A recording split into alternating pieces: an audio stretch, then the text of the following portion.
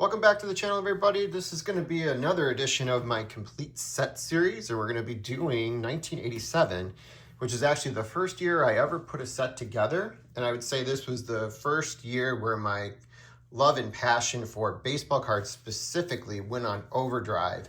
I did have cards in 86, and I had cards in football cards in the fall that year, but I was probably a little bit more into the football cards because I had a lot more of those, and I really enjoyed that design with the green borders and stuff like that. And baseball I found a little less interesting, even though I was a bigger baseball fan. But the time they released 87 Topps, which happened during the winter of 1987, I was all in. I was just really captivated by the card design itself. And then it had a lot of like big names in there. It had a lot of the established stars from the 80s were really coming into their own at that point. And we're doing some really pretty cool and significant things. But we also had some of the incoming stars that became stars in the 90s had like rookie cards in there, or they had their first basic issue card following the traded sets of guys that were really big names who had won like the rookie of the year or were expected to be really big stars. We're all kind of converging in 1987. We had three really cool sets to be able to collect during 1987. Fleer had one of their better designs, in my opinion, with those bright blue borders that year. Donruss probably had like their best set from the 80s there with the black borders, which are really hard to find, obviously in great condition because of that, and also the centering. And then Topps reintroduced these wood grain borders. Now this is my only Tiffany card. My Tiffany game is lacking. This is the only one I have. It's the Steve Carlton when he's pitching with the White Sox, which is kind of funny because this is the only year he appeared as a White Sox player. The following year, I think during this season, actually went over to the Minnesota Twins, was part of their World Series team that year. And that was pretty much it. I think he pitched a little bit in 88 and then called it quits. But here he is warming up. I believe this is in Boston, if I'm not mistaken. You can tell by the background, this is on the bullpen, probably getting ready for a game, probably to pitch. And what I like about these cards is you have the logo for the teams there that were popular from that era. Obviously, all the great 80s uniforms are featured throughout. The name is clearly written at the bottom here, and you have this wood grain border all throughout that kind of reminds you like it was like superimposed on a bat, and kind of takes you back to the 1962 design in the way that it was kind of conceived.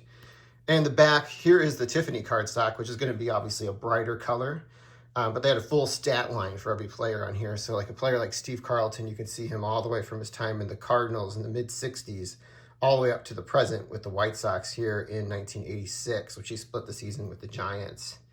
But that was cool. I really like that card in particular. And I wanted to be able to pick it up because I like Steve Carlton a lot as a player. All right, so let's kind of jump into the set itself. So a couple different things about this. It was the return of the Rookie Cup was a really cool thing for us collectors because we didn't see that in 86 design cards. I don't think they were present on most of the 80s. At all. In addition to that, we had the turn back the clocks. Those were the second years they did that. You have all-star cards of the players, but you also had rookie record breakers and all-star cards, but you had also future star cards, which were kind of cool too. I know they had like rookie star stuff like that throughout many years when they produced Topps cards in the 60s and 70s and the early parts of the 80s, but some of that had kind of stopped briefly in the 80s. After I think about like 1982, may have been the last year they had like rookie star cards and things like that. And then they reintroduced them here in 87. So again, it's just like loaded with stuff. So as usual, with most of the sets, there are 792 cards from this era. They're available in wax packs, cellos, rack pack, vendings, and also you can buy them in complete sets. This was the first one I put together myself.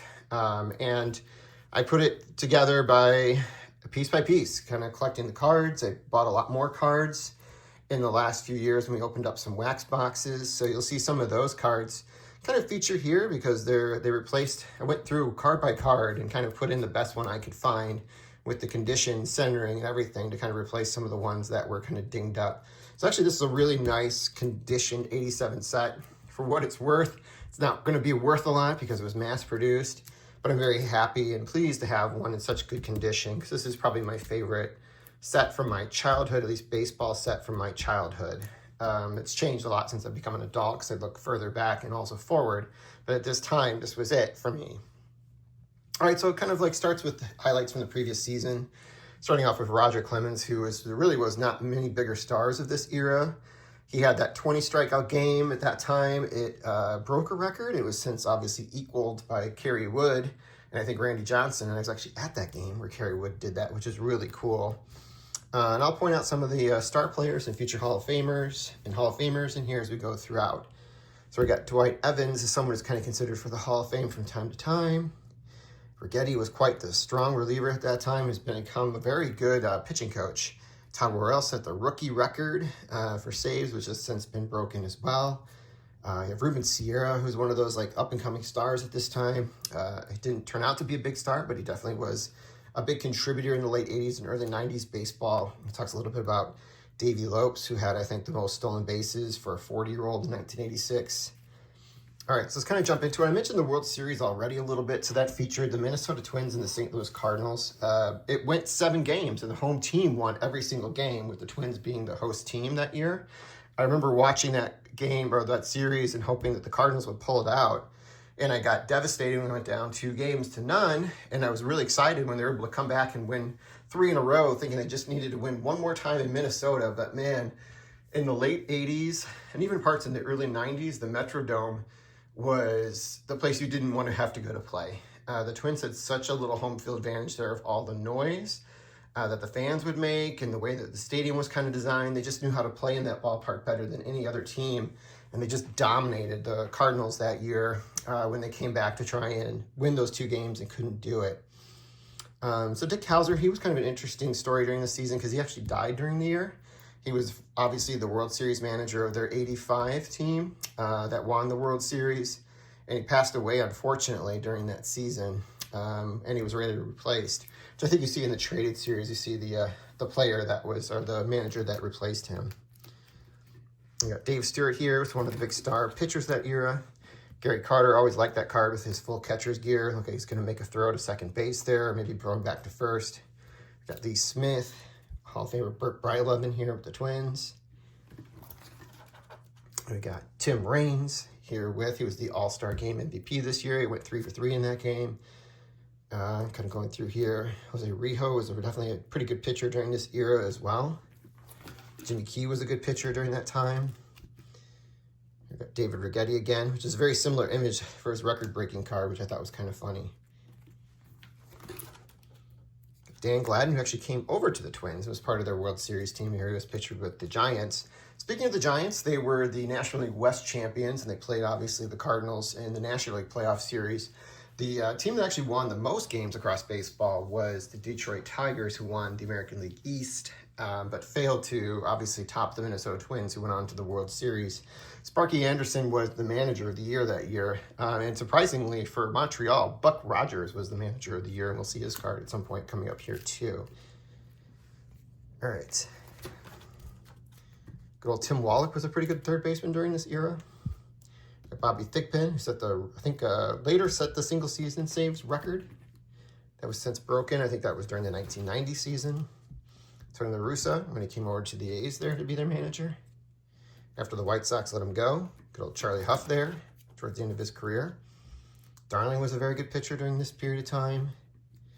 So here's that rookie cup. I think this was the first card that has it. And Wally Joyner, man, he had a great rookie season in '86, and he was one of those players you just wanted to get cards from, thinking he was going to be an all-time great. He turned out to be a very good ball player, but you just never know. You know, thinking about some of the stars of this era and the hot prospects who have these really good first couple seasons, you just don't know sometimes who's going to turn out to be a good player in the long run. But I wanted to stop there, too, to also point out Juan Nieves, who actually pitched a no-hitter that year. On April 15th, he was able to throw a no-hitter during this season. All right. We do have a couple Hall of Fame rookies in here. I'll point those out as we go through here. One of my guys, Ozzie Smith here, or Ozzie Guillen, I should say. Not Ozzie Smith, but we'll see Ozzie Smith. Jim Leland.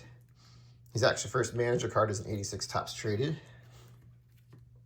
Recent Hall of Fame inductee, obviously. This was always kind of a fun card because it had like an updated now with Braves. They didn't do that with really any other player in the set, I don't think. Darryl Motley was the only one. Steve Garvey, his last tops card here with the Padres.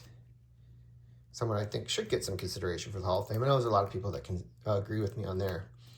This team card here features actually the AL MVP, which was Jorge Bell, otherwise known as George Bell, who actually spent his last season with the 93 White Sox, as they were a playoff team that year, was traded for Sammy Sosa, who's part of that deal when the White Sox acquired him.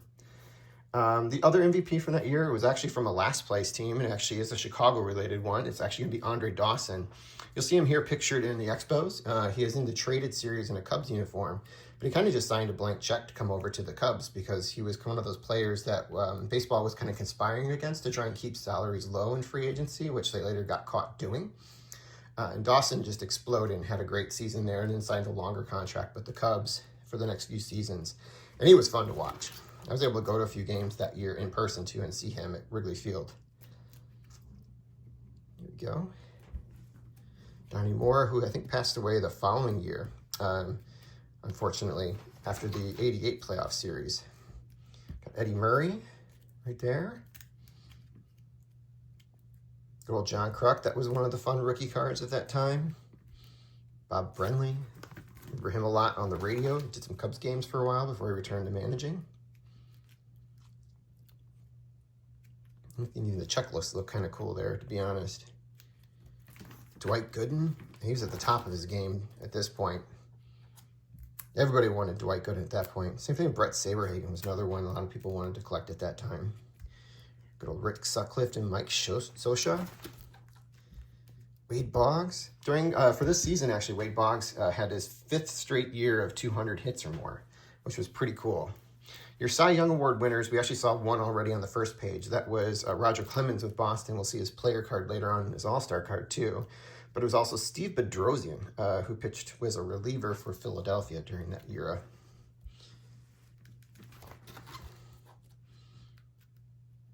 Leo Franco, pretty good player. Jeff Reardon was a pretty good reliever in this era. Got Lou Piniella. Bob Boone, Ron Washington, now managing the Angels. Bo Jackson, don't want to leave this one with that one. He was one of those big ones that had the future star on there, and everybody coveted this card. He was in the traded series from the year before, but this was the one that was released, obviously, in like more commercial formats you could find in the grocery stores and otherwise. And everybody wanted that card. Same thing with the Canseco and the Bonds. Were ones that were in the traded series from the previous year. The only like true rookies in here that became kind of big stars were Rafael Palmeiro and Barry Larkin, and I'll point those out too when we get to it. But I also want to mention that the Mark McGwire card will feature in here too. We'll get to it at some point. And that one's kind of considered his first after college playing day card for Top. So sometimes people consider that to be his rookie, even though he was on the USA team while he was still with USC in the '85 set. Good old Cecil Fielder, right before he had his explosive seasons in, I think, 90 and 91. Bobby Bonilla was kind of an emerging star at this time, too. Corey Snyder, good old rookie cup card up here. Good old Roger Craig. Pete Rose, this is actually his last playing card. He was a manager thereafter. You'll also see a manager card of him coming up too.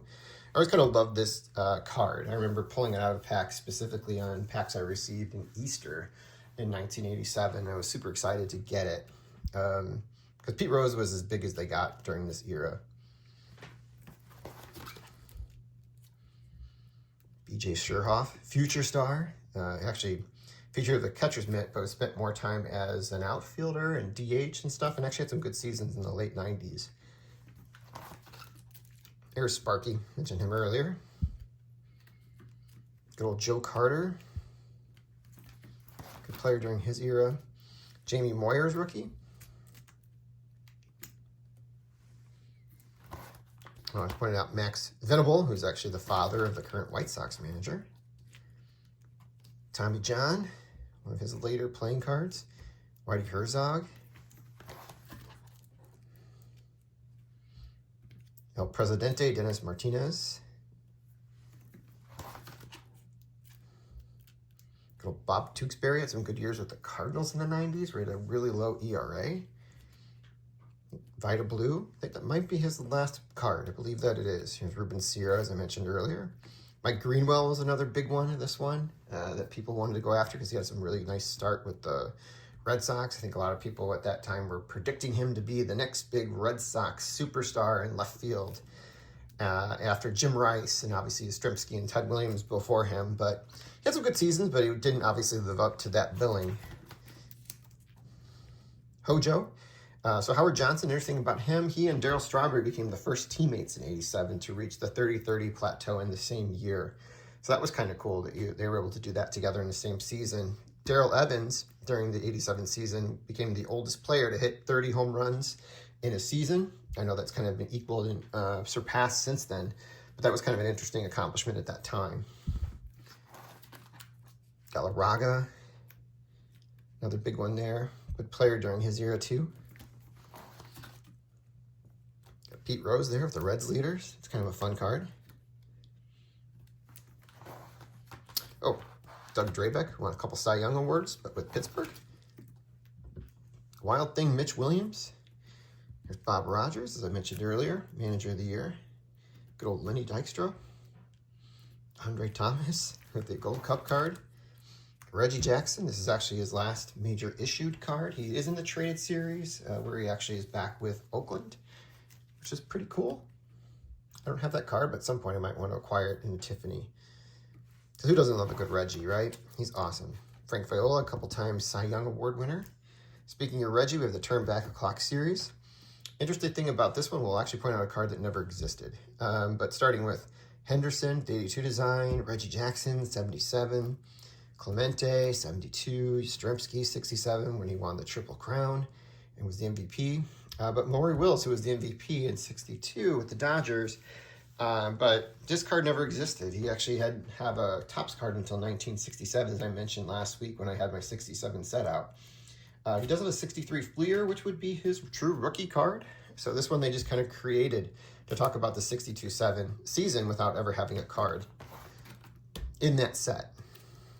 So Jim Fregosi, manager of the White Sox. He followed, obviously, La Russa.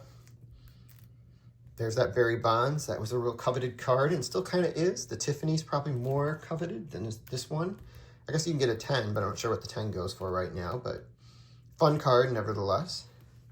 That was one I replaced and opened up some boxes a couple of years ago with one of my friends. Bob Welsh became a better-known pitcher with the A's during this era. Won 20 games, I think, within one season. I think it might have been 25, actually. Roger Clemens, your Cy Young Award winner. Good old Joe Niekro here, pitching obviously with his brother during this period of time with Phil Niekro, although I think we'll see Phil Niekro with the Indians in this set. He already was let go and moved on. Good old Sean Dunston. There's Dawson with the Expos, I mentioned earlier. Keith Hernandez, great player in this era. Pedro Guerrero, another great player during this era. There's that McGwire I mentioned. Also a fun card that people like to collect. Fred Lynn, a very good player during his time too. Here he is after his playing days with the Angels and Red Sox. He's kind of just hanging on for a couple more seasons. Ron Guidry, this is more towards the end of his career. Former MVP and Cy Young Award winner. There's Goose Gossage there, featured with the Padres. Kind of a fun image then with him smiling. Oral Hershiser, who was quite the stud during this era. '88, he had a huge season with them. There's that manager card I mentioned with Pete Rose. I think we didn't mention the Rookies of the Year yet. One does not have a card in the set because he wasn't featured until the following year, but your Rookies of the Years were Benito Santiago with the Padres and the before-mentioned Mark McGwire that we saw earlier with the A's. Some other things kind of note too is the #1 overall draft pick during this year is a pretty significant name of note. Ken Griffey Jr., who became a big star obviously in the '80s and early '90s. The Hall of Fame introduced Ray Dandridge, went on the Negro League vote, and then also had guys that were voted in as Catfish Hunter and Billy Williams as well. Here we got George Brett. One of my favorite kind of George Brett cards is that one. It's so well designed, just looking at finishing his swing there and the color contrast between the blue uniforms and the borders here just kind of pop on this card. Even now, I love looking at this set. Good old Fernando, passed away at the end of last season, unfortunately. He was fun at the top of his game at this time. Bobby Witt, obviously that's the father of the current star Bobby Witt Jr. Will Clark, whose rookie was in 86 Topps traded. Dick Williams, Hall of Fame manager there. Tom Seaver, right at the end of his career. That's his last card with Topps. The previous year, he does have a traded card where he's got traded over to the Red Sox after he was playing with the White Sox. He was on the World Series roster in 87 with 86 with the Red Sox. But obviously they didn't win, so he wasn't able to get a final ring. But here is his final playing card here with the Red Sox. I love that kind of trademark delivery. You can just envision him kind of following through and his knees scraping the ground. In fact, if you look real closely on this, you can see the dirt from the mound because he was kind of known to scrape that back leg. He'd get so low. Bruce Bochy there, probably future Hall of Fame manager. Mike Schmidt had a really significant season that year. He reached the 500th home run plateau on April 17th in 87, which was pretty cool, obviously. And this was following up on his previous season of being the MVP in 86. Bruce Sutter, Hall of Fame reliever. Good old Willie McGee, batting champion with the Cardinals here. He was the MVP in 85. Good old Mitch Webster. I always liked the Mitches when I was a kid because there wasn't too many kids I knew named Mitch. So we had like a athlete that was named Mitch. I really kind of liked them. Good old Kirby Puckett. Great player during his era too. Dennis Eckersley, Hall of Fame reliever. Pitched with the Cubs. Darryl Strawberry, mentioned before, a 30-30 guy that year. Todd Worrell, mentioned earlier, kind of setting the rookie saves record the previous year.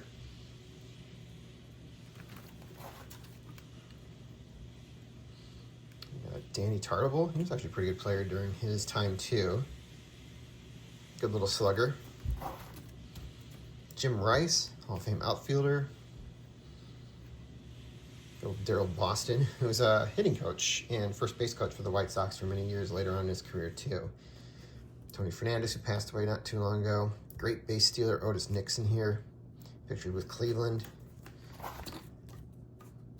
Ray Knight towards the end of his career. Dale Murphy, someone who I think should be reconsidered for the Hall of Fame at some point. Tommy Lasorda. Gorman Thomas, big slugger during that year or two. Probably at the end of his career at that point.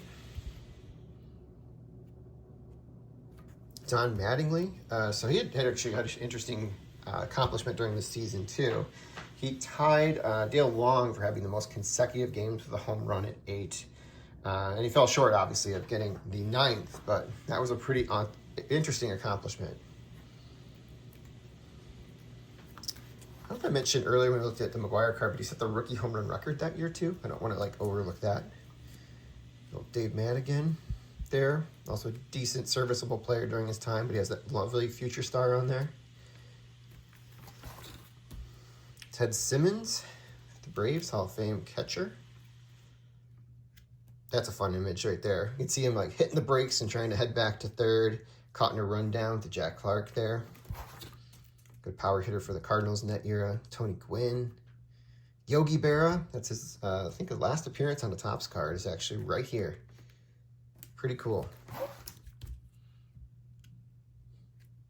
Fun to think that I got a Yogi Berra as a kid, right? All right, good old Buddy Bell right there.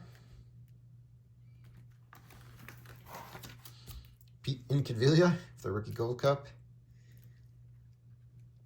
Greg's older brother, Mike Maddox. Greg Maddox's rookie is part of the 87 Topps traded set, and that one's obviously a pretty popular card, especially the Tiffany edition of it. I don't own it at this point. Good old Dusty will be a Hall of Fame manager at some point here soon, I think. Earl Weaver, Hall of Fame manager. Good old Helm Cray, pretty decent player during that time. Mike Krukow, the voice of the San Francisco Giants right now. One of the voices, I should say. Former Rookie of the Year, Ron Kittle, with the Yankees at that point. Little Chuck Tanner, the Braves at that point. Vince Coleman was a superstar during this era. Couldn't hit very well, but once he was on base, you knew he was probably going to get 2 steals. He could take second and third. Just wasn't on base as often as like some of the other more noted base stealers of that era, like Tim Raines and obviously Ricky Henderson. And here we got our All-Star card design, which is sharp. It's one of my favorites from the late 80s for sure. I just love the way that they have the All-Star here in the red, white, and blue. And then obviously the red tops here with the yellow names. And it's kind of loaded with Hall of Famers here too, so that also makes it a lot of fun for me kind of looking at these. So obviously our Hall of Famers here, we got Mike Schmidt, Ozzie Smith, Tony Gwynn, and also Dave Parker. Very cool. Gary Carter. Then we have the 2 superstars from the Mets here, Strawberry and Gooden, who were huge during that era. Venezuela being a huge player during this era, not a Hall of Famer. Mattingly, maybe someday, one day, might be able to get in. We got Wade Boggs, Cal Ripken, my favorite player during this era. Then we have Rice, Hall of Famer, Puckett, Hall of Famer, and the before mentioned MVP from that season, George Bell. And on the final page of the last few, we have Roger Clemens, kind of the big name featured there. But Lance Parrish was a very solid and serviceable catcher for many years. Was part of the backbone of that team in '84 that won the World Series, and then Righetti, as I kind of talked about a little bit earlier. Here's Canseco. That was a very popular card at this time too.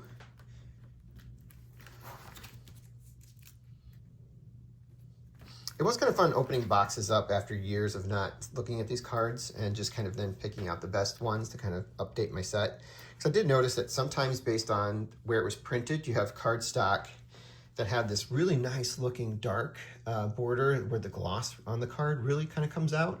Then you have ones with a really light sort of border where sometimes it doesn't come out as well.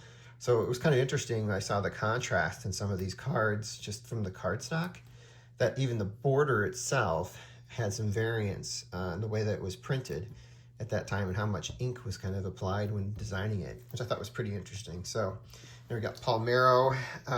When they start letting steroid guys in, he might be one of the last to get in just because he lied before Congress about his use. He wasn't the only one, but he was so adamant about it that he got all the scorn in the world when he tested positive shortly thereafter.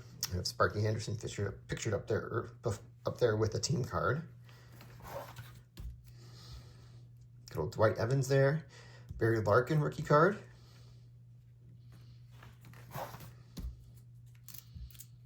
Kevin Mitchell was kind of a fun player during this era. 87 had a really decent year as a Giant.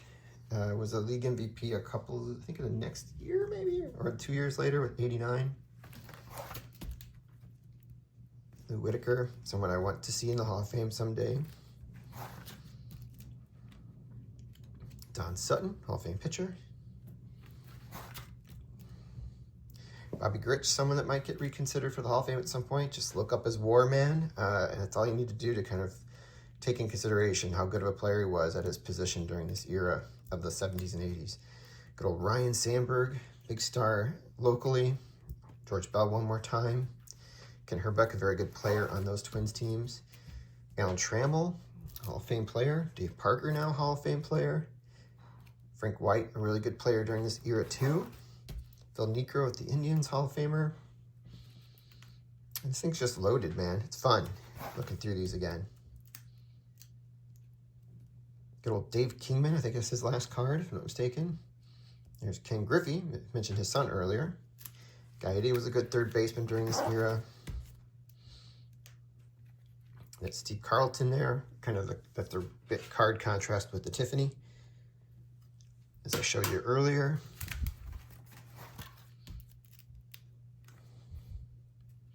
Always a fun name, Tippy Martinez. I thought that was kind of a fun name to say. Ricky Henderson. Oh, Dave Concepcion towards the end of his career here. Good player. Paul Malter, and this is the last little nugget I wanted to give you. During the season, he actually had a 39-game hit streak. So pretty impressive right there. Ozzie Smith, getting near the end here. Carlton Fisk. Nolan Ryan, one of the last big cards here. Dave Winfield, Robin Yount, Harold Baines, all Hall of Famers. Jack Morris, Hall of Famer. Cal Ripken, Hall of Famer, all here, okay, right at the end. So that's it. That's what I got for you today. Hope you guys kind of enjoyed it. Did want to point out we have Terry Francona here, possibly future Hall of Fame manager too, pictured here with the Cubs. Kind of forget that he even was a Cub until I looked at it again. So a little bit of a longer video, probably because I was really fanboying over this set because it was my favorite one as a kid. Hope you guys enjoyed it, and I'll talk to you soon.